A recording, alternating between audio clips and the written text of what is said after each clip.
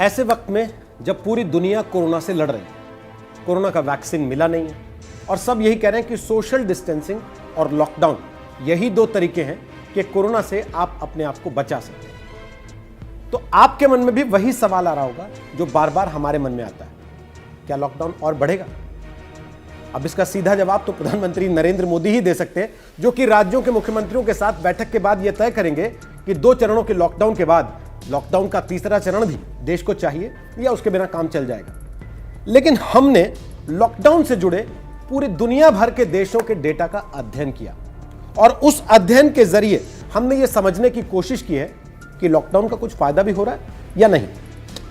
हमारी data intelligence unit ने कई देशों के रिकवरी रेट को स्टडी किया है। रिकवरी रेट का मतलब यह है कि जिन देशों ने देर तक लॉकडाउन किया वहां पर कोरोना के फैलने या उससे जुड़े मरीजों के बेहतर होने में क्या स्थिति रही। इटली के लोम्बार्डी में 57 दिन तक लॉकडाउन रहा, वहां रिकवरी रेट 29%।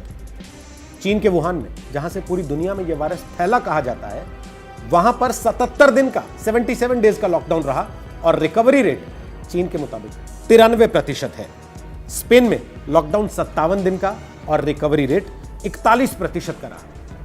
फ्रांस में 56 दिन के लॉकडाउन से रिकवरी रेट 25% रहा और भारत में 40 दिन के लॉकडाउन से रिकवरी रेट 20% रहा। यहां किसी को ज्यादा फायदा हुआ और किसी को कम। ऐसे में यह देखना भी जरूरी है कि किस देश ने किस समय पर लॉकडाउन का फैसला लिया। क्या लॉकडाउन तब करा जबकि स्थिति हाथ से निकल चुकी थी, या फिर सामने के हालात को देखते हुए पूरी दुनिया से एक संकेत लेते हुए समय रहते लॉकडाउन करने का फैसला कर दिया गया। अब हमारी चिंता इस बात की है कि भारत को क्या करना चाहिए। भारत में इस समय आंकड़े बहुत तेजी से बढ़ रहे हैं। पिछले कुछ दिनों के आंकड़ों को अगर आप देखें तो आपको यह एहसास होगा कि लगभग 1,500 मामले प्रतिदिन की रफ्तार से भारत में कोरोना के आंकड़े बढ़े हैं। 25 मार्च से भारत में पहला लॉकडाउन हुआ, जो कि रहने वाला था 14 अप्रैल तक, लेकिन उसके बाद लॉकडाउन 2.0 भारत में कर दिया गया, जिसकी तारीख तय की गई है 3 मई तक, यानी कि 40 दिन का पूरे देश में यह लॉकडाउन हो जाएगा। अब आपको जरा सिंगापुर का उदाहरण देखना चाहिए। वहां पर भी शुरुआत में लॉकडाउन किया गया, लेकिन उसके फौरन बाद वहां ढील दे दी गई।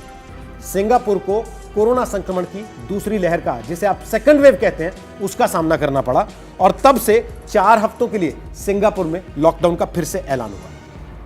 अब भारत में लॉकडाउन दोबारा बढ़ेगा या नहीं बढ़ेगा, यह तय होगा इस बात पर कि कोरोना के मरीजों की रिकवरी रेट क्या है, इस बात पर कि संक्रमण बढ़ने की दर क्या है और कई सारे अन्य फैक्टर्स इस मामले में ध्यान में रखे जाएंगे।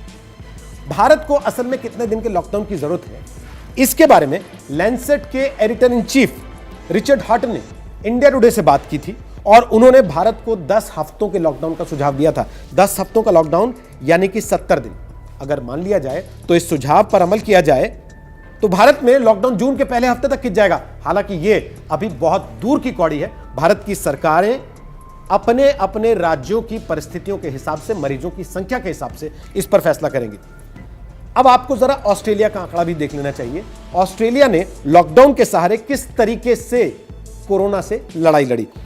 ऑस्ट्रेलिया में जैसे ही कोरोना के मामले आने शुरू हुए तो ऑस्ट्रेलिया ने 15 मार्च को अपने बॉर्डर क्वारंटीन कर दिया, यानी कि वहां ताला लगा दिया। 20 मार्च को बॉर्डर्स को पूरी तरह से बंद कर दिया गया, सील कर दिया गया। 23 मार्च को लॉकडाउन का स्टेज 1 लागू हुआ। 26 मार्च को लॉकडाउन का स्टेज 2 लागू कर दिया गया। 31 मार्च को लॉकडाउन का स्टेज 3 लागू कर दिया गया और फिर धीरे धीरे नए मामले सामने आने की रफ्तार कम होती गई। 22 अप्रैल को वहां पर सिर्फ 12 मामले सामने आए हैं और इसे लॉकडाउन के एक बड़े फायदे के तौर पर देखा जा रहा है। लॉकडाउन का उल्लंघन करने वाले भारतीयों को फ्रांस से सीख लेनी चाहिए, जिसे लॉकडाउन से बहुत फायदा हुआ है।